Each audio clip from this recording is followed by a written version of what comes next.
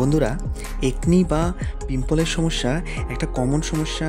আর একটা বয়সে যখন কিশোরের থেকে আপনি যৌবনের দিকে যাচ্ছেন, ঠিক ওই সময়ে এই একনি বা পিম্পলসের সমস্যাটা খুব বেশি হয়। কারোর ক্ষেত্রে কম হয় আর কারোর ক্ষেত্রে খুব বেশি হয়। কিন্তু যখন পিম্পলের সমস্যা খুব বেশি হয় তখন কিন্তু আপনার চেহারার মধ্যে দাগ পড়ে, চেহারাটা খুব নষ্ট হয়ে যায়। আর এই জন্য সবারই একটা মাথার মধ্যে চিন্তা আসে যে এমন কি ক্রিম আছে যেটা ব্যবহার করলে এই একনি সমস্যা বা পিম্পলের সমস্যা থেকে রিকভারি করা যায়। খুব বেশি ডক্টর প্রেসক্রাইব করে সেটা হচ্ছে গিয়ে একনি স্টার, যেটা ম্যানকাইন্ড ফার্মাসিউটিক্যালস এই কোম্পানি তৈরি করে। আর এই একনি স্টার জেলের মধ্যে মেইনলি যেই দুটি উপাদান আছে তার মধ্যে প্রথমটি হচ্ছে ক্লিন্ডামাইসিন আর আরেকটা হচ্ছে নিকোটিনামাইড। তো এই দুটি উপাদান দিয়েই এই একনি স্টার জেলটা তৈরি করা হয়েছে। তো বলে দিই, এটা mainly anti inflammatory, anti bacterial for acne and for pimple. আর এটা ব্ল্যাক হেডস আর হোয়াইট হেডস এগুলিও কিন্তু কম করে। ব্ল্যাক হেডস আর হোয়াইট হেডসটা কি? এটা আপনারা দেখবেন নাকের আগার মধ্যে দেখবেন কালো কালো ছোট ছোট বিন্দু বিন্দু আকারে। আর কখনো এগুলি কালো কালারের হয়, কখনো এটি সাদা কালারের হয়। এগুলিকেই black heads and white heads বলা হয়। এগুলিও কিন্তু এই জেলটা কম করে। তো এবার বলে দিই এই জেলটা কিভাবে আপনি ইউজ করবেন। তো এই জেলটা মেইনলি ইউজ করার বা ব্যবহার করার যে নিয়ম সেটা হচ্ছে গিয়ে, প্রথম স্টেপ হচ্ছে গিয়ে আপনার মুখটাকে আপনি বা আপনার চেহারাটাকে ভালো করে একনি স্টার সাবান দিয়ে ধুয়ে ফেলুন।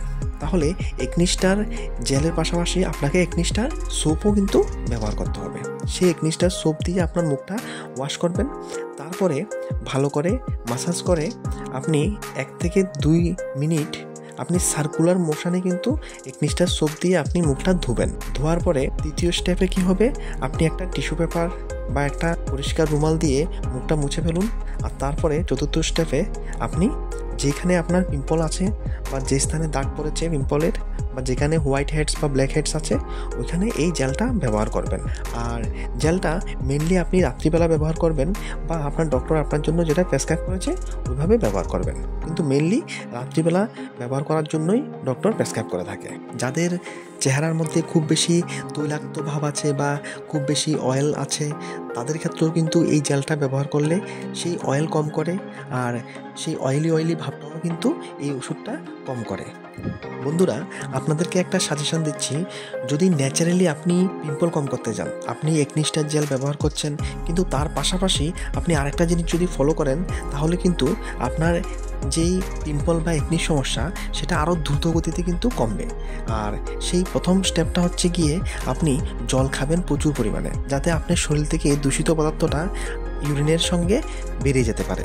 তাই আপনি প্রচুর পরিমাণে জল খাবেন। প্রত্যেক 20 কেজি ওজনের জন্য 1 লিটার জল দরকার। তাই আপনার ওজন যদি 40 কেজি বা 60 কেজি হয় তাহলে 2 থেকে 3 লিটার জল কিন্তু আপনি মিনিমাম অবশ্যই খাবেন। বন্ধুরা, আরেকটা ইম্পর্টেন্ট জিনিস হচ্ছে গিয়ে তৈলাক্ত জিনিস বা তেলে ভাজা জিনিস যেগুলি বাইরে বাজারে বিক্রি হয় বা বাড়িতেও, আপনি তেলে ভাজা জিনিসটা একটু কম খাবেন।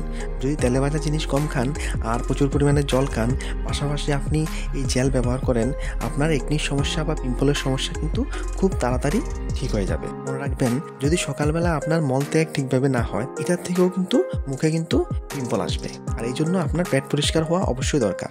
যদি পেট পরিষ্কার হওয়ার সমস্যা থাকে, যদি সকালবেলা পেট পরিষ্কার না হয় তাহলে মনে রাখবেন সকালে ভোরে উঠে 1 গ্লাস কুমকুম গরম জল খাবেন, তারপর একটু হাঁটাহাঁটি করবেন।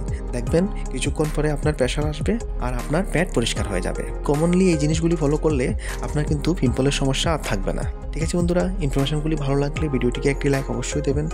আর ভিডিওটি দেখার জন্য অসংখ্য ধন্যবাদ।